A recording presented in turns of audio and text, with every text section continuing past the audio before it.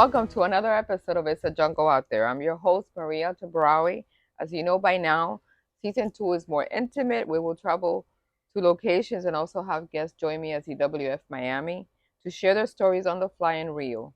We're peeling back the layers as it happens to tell stories and show you a lot more of our guests and as it happens. So let's get into it. The guest today may look familiar to those who follow me, and it's my beautiful daughter, Stephanie Gonzalez Claudio, a mother, wife, businesswoman. She also she also shows how to live your life as a queen and do it with grace, style, and love. So let's start with the first question. Tell us how you came to be the queen in your life to date. Well, I feel like I felt like a queen when I was able to embrace myself and who I am as an individual and my insecurities and my imperfections, but just loving myself and showing myself support and feeling like a queen. So tell me, when you talk about your insecurities, let's relate a little bit in why. Just in general, as a woman these days, there's so much pressure to look a certain way, be a certain way, be the perfect mom, be the perfect, wife, and then still have time to take care of yourself and exercise and be healthy and just do all the things, but just being able to find the right balance to do all those things and feel confident in who I am. Perfect. The key there, she said it, is balance. When you have a balance in life in regards to your personal business, children, but always loving yourself and being first, that's where it kicks in. Totally. And I'm gonna give you a tip on that. I'm your mom. I've lived. So when we're young, when we're young in our 20s or 30s, we always think of, oh my God, how are we gonna look? What should I wear? If people would want to see me a certain weight or just appearance. But at the end of the day, as you get to be my age, really everybody's living their own life and their own issues that they don't even are looking at you, but we think that they are, but they're not. Totally. So you have to learn to love Give yourself, yourself be yourself, grace. and that's it. And so what? It's something to talk about, good or bad. They're going to talk about you. So Regardless, right? regardless, right? That's the key. So let's look at one of your darkest moments and how you came on the other side stronger, more resilient, and powerful. I would say more recently in this time, as an adult, my darkest moments would probably be right after I had Vincent, embracing being a mom of two, dealing with pretty severe postpartum anxiety and depression, and just feeling like it was like the height of COVID and being away from family and adjusting to being not just a mom of one, but two children, and just juggling all those responsibilities. Also, with Sophie, I went straight back to work and I still had something that defined me that wasn't just being a mom. There was Stephanie outside of the home with my career and all of that. And then there was also coming home and being a mom, but, transitioning to being a stay-at-home mom and just sort of just feeling very isolated and secluded. And Well, you also had the help with me being, you were here in Miami, so I was there to help you with Sophie, yeah. with Sophie. But I know moving far and being alone, it's a lot. It's a toll. It was a lot more pressure, and it just felt I felt alone for a while, and just sort of embracing this new version of myself. So tell us how you came out on the other side after. What helped you? To be honest, just sort of, I dove really hard into exercise and trying to find natural ways to deal with the postpartum anxiety and depression, because I really, not that there's anything wrong with taking medication, but I really didn't want to go down that route. I didn't feel like it was necessary for me. So I just really got into fitness and, eating healthy and being able to just appreciate those moments that I had to be able to dedicate to Vincent and just being like fully hands-on. But it took me a while. I would say it was a good year and a half to where I felt like I was really myself again, because the anxiety and the depression was pretty bad. But so that tells you a lot. You see the power of the mind. It's what idea, and that you have control with you have control of your mind. You cannot let the mind take a toll on you. And she said it. She'd rather took do it the natural way than taking medication. And that it's a major thing for people out there to hear you, that things can be done, but you have to be able to have that control. And you have to find whatever route works best for you. You know, for me, that's how I wanted to go about it. And it thankfully was good. I was successful. I was able to work through my stuff and, you know, feel good in where I am now and just embracing being a mama too. That's good for our viewers to see. Okay. How has becoming a mother define you? How is it defining me? I think for a while after, like I mentioned with Vinny, it felt all defying. It felt like that was really my only identity for a little while. And I really struggled with trying to find that balance of who was Stephanie prior to being a mom, before being a wife. And I did feel lost for a little while. And now it's just, you know, they're such a blessing to me. They're the most important thing in my life. But also I've also been able to just figure out who Stephanie is without just being a mom. So that's the key. Again, balance. Everything is balanced in life. So who's Stephanie on the other side of this equation? How have you blossomed? Tell me. I mean, to be honest, I feel like at this point in my life, we're always changing. We're always growing. There's just so much to still figure out. Who is Stephanie? You know what I mean? And it's something that I'm doing every day. So I can't give you a definitive answer of who I am, but I know that I'm still growing and learning and still trying to figure out things that make me happy and that define who I am. Well, I can tell you that's part of the growing part, because I'm still doing that at my age.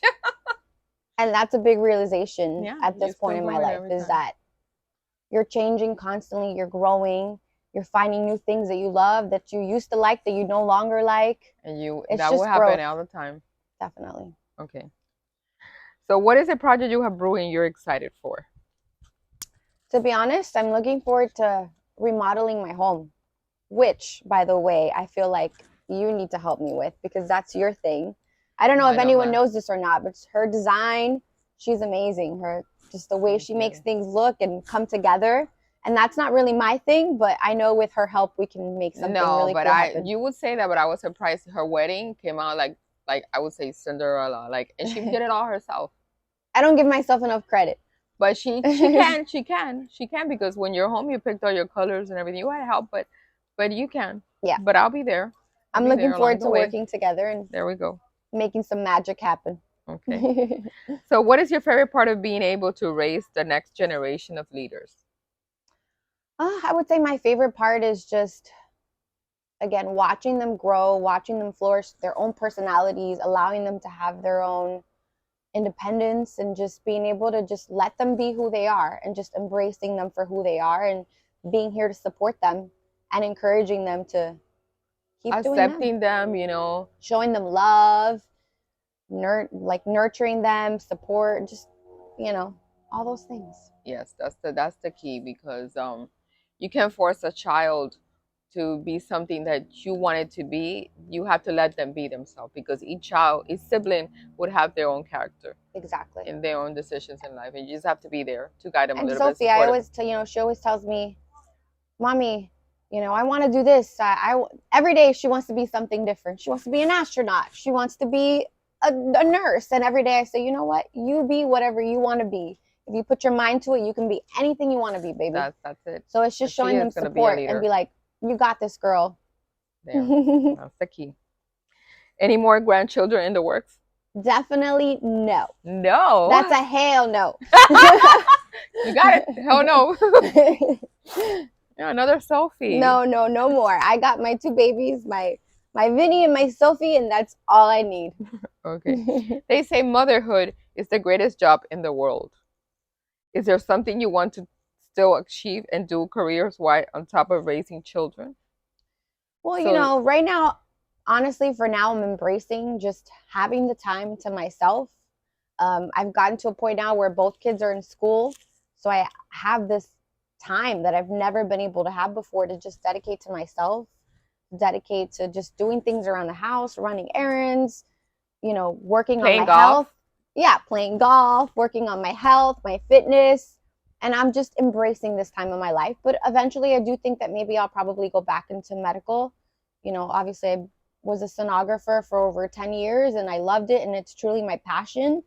But right now I'm just embracing being home and having this time to myself that I've never been able to have before. Well, enjoy it. Enjoy it, because it only comes once. Exactly. So do you think that being a motherhood is the greatest job in the world? I mean, it's the most rewarding job in the world. Yes. That's for sure. Yes, I can tell you that's for sure. Their little faces, and they just love you so much, and this unconditional love that you feel that you give them and they give you, it really is. And they so can rewarding. be 30, 40, 50 and you still feel that way. That they're babies. Yes. Yeah. You can't say no, even though you want to sometimes. You kill them sometimes, but you can't. Yeah. Yeah. Okay. So what is your favorite family memories of all times? And I have some of my own, but I want you to know what comes to your mind. I want to know what comes to your mind. I would say I truly just loved being able to spend the summers outside in the pool and just hanging out with the family and being home. Being home. Like, so you kind of miss home still. Yeah, always. I loved having the pool in our backyard and just the long summers and having our cousins from Jersey come in and spend all day in the pool, and abuelo coming home with ice cream, cookies and cream ice cream, and abuela cooking. Like, those are just my favorite memories growing up as a kid. I know when you're talking to me about that, it feels like it was just yesterday. Even looking at our videos that we were watching, I would see it's like reflecting back to the memories that were so long ago, but they're like yesterday. Totally. And now that you're far away, I have to deal with taking a lot of responsibilities with my parents, your grandparents that are getting old, and the Alzheimer's has kicked in, so it's really hard. So even from far, she has helped me deal with making appointments for my parents, getting the assistant, the aides that we need in the house. But it's tough, it's tough because eventually we're all gonna get old, and dealing with that it's very stressful. And I know that it has given a toll on me because I go to therapy because of that. Knowing that one day my parents are not going to be here, especially my father, knowing that the love that she had for her grandfather, it was like my father raised her as if it was her daughter. So it's very hard. Yeah. I mean, those are like my parents. Exactly. My mom, you're a wonderful mom. I love you.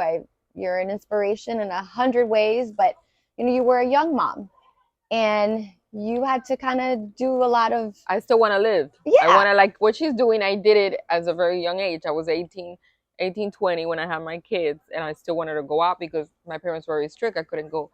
They wouldn't let me go out. Clubbing was, forget it. That was taboo. So imagine, I didn't want to do the same things to my children that were done to me. Yeah. And I don't have no regrets, no hard feelings, but that's who they were, and I had to accept it.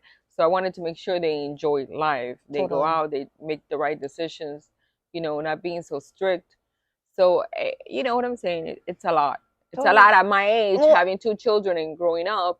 So now as a mother... I can embrace it now. Now as a mother, she holds a grudge against me. But now as a mother, she understands that you also have to be a mom and live, You got to have time for yourself to feel like this isn't the only thing that defines me. You do need that escape to sort of just have fun, do your thing, whatever. But it is. And thankfully, I was blessed to have my grandparents to give me that, stability that I really needed. And, it's hard. It's hard being away. I think that's probably one of the biggest struggles from being out in Colorado and feeling so far away is the fact that they're aging and I can't be there with them to sort of just the everyday things, taking care of them, having my children grow up around them, knowing them, love them as much as I adore them because they are one of the most important people in my life. And it's been really a struggle to be so far away and not being able to just be present. And I try to just help you in any way I can from far away. And that is by helping you with the doctor's appointments, making sure that, if my grandmother needs something ordered on Amazon, I make the orders for her. She has become the Amazon expert. She's the Amazon queen. She knows how to use a phone. She knows how to use an iPad. She got her iPad. She's got an Instagram and a Facebook account. She's terrible. She's too Imagine savvy. if she would drive. Oh, she would never be home. She would only be shopping. She couldn't criticize me. Yeah. I know. Okay. It's okay. It's all good. I love you.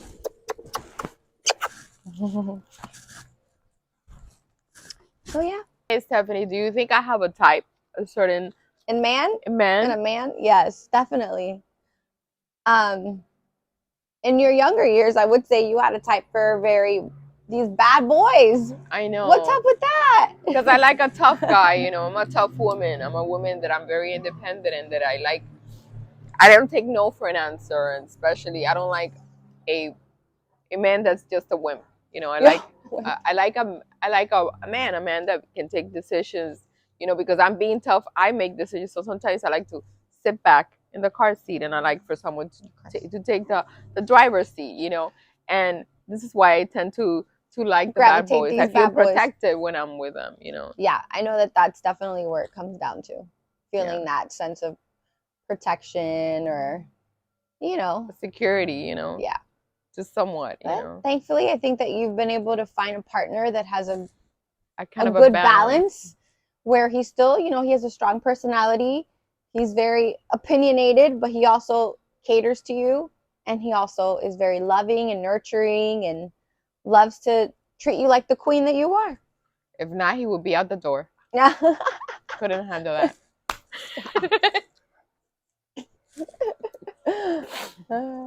Okay, so how important it is to pass along the work we do at TWF to our kids and grandchildren.